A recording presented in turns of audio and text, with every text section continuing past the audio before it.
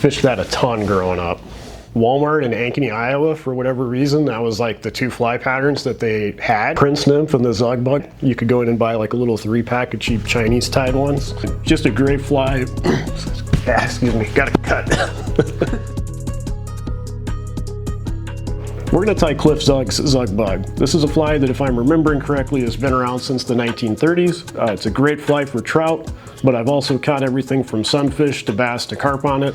I kind of think of it like a Prince Nymph. It's just a fly that's gonna catch pretty much any fish that swims in fresh water. So in the vise, I've just got a standard size 10 1X long nymph hook.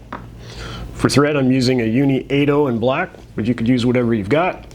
And I'm gonna come in here starting about 2 eye lengths back from the actual eye of the hook. And I'm just gonna lay a thread base, nice tight wraps, going down to the bend of the hook, or in this case, about halfway between the barb and the point. And we'll trim that off. For the tail of the Zug Bug, we're gonna use some peacock sword. A little bit different than peacock herl or peacock eye. These are those shorter fibers. They have that just beautiful translucent color to them. So I'm going to come in here and clip off. I usually use about 4 or 5. I don't typically count them. I just kind of grab a little bunch.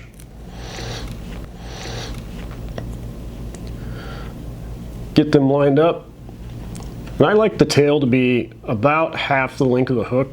I got one that's just not quite playing nice, so I'm going to get rid of that one. I'll come in, tie those in with a pinch wrap. Adjust those a little bit. And of course you could put weight on this if you wanted. You could use some lead wire or a bead, whatever you want. But I'm just going to tie this standard. So now that I've got those anchored down, trim those nice and close. For a wire on this, or a rib on this, I'm going to use silver wire. I believe originally oval tinsel was used, so you could go that route if you want. And I'm just going to tie that right on the bottom of the fly. You guys about got to watch me break my thread on the hook point there, but somehow we saved it.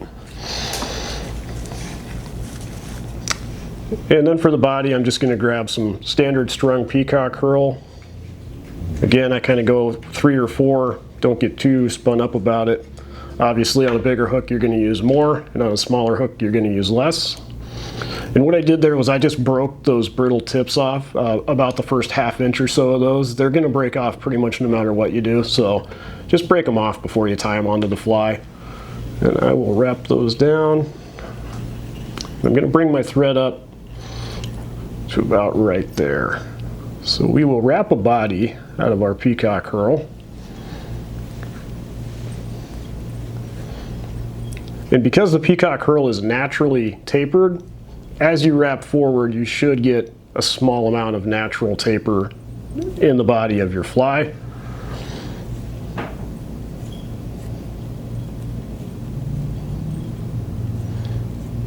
We'll go one more to about right there. I'm just going to go ahead and tie that down.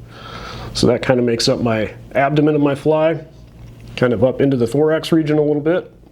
Trim that off nice and tight.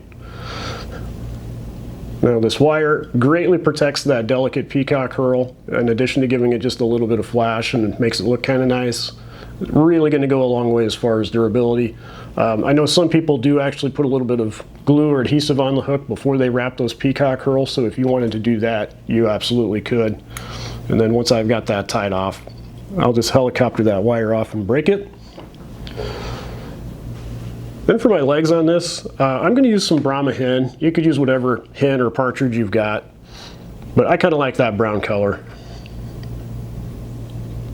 So I will stroke the fibers back, isolating the tip of the feather. I'm going to go ahead and trim that off. Oops, a little too big. And then use that as my tie down point. So I'm just tying that on my side of the hook, and thread torque is going to carry it up to the top. Let's fold that feather. And then it's going to want to twist on you, but just take your time and work with it. Keep that leading edge forward.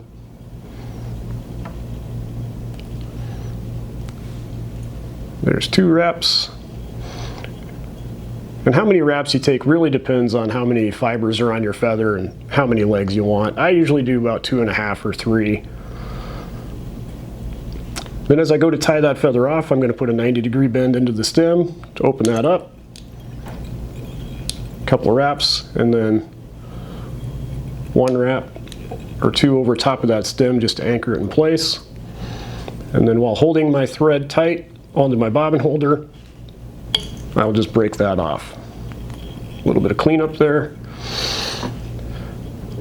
And now the Zugbug's kind of got a pretty characteristic little, I don't know if this would be considered the carapace or the wing cover or whatever, but what I'm going to use here is I'm just going to use a little piece of teal flank. You could use mallard flank, teal flank, whatever you got.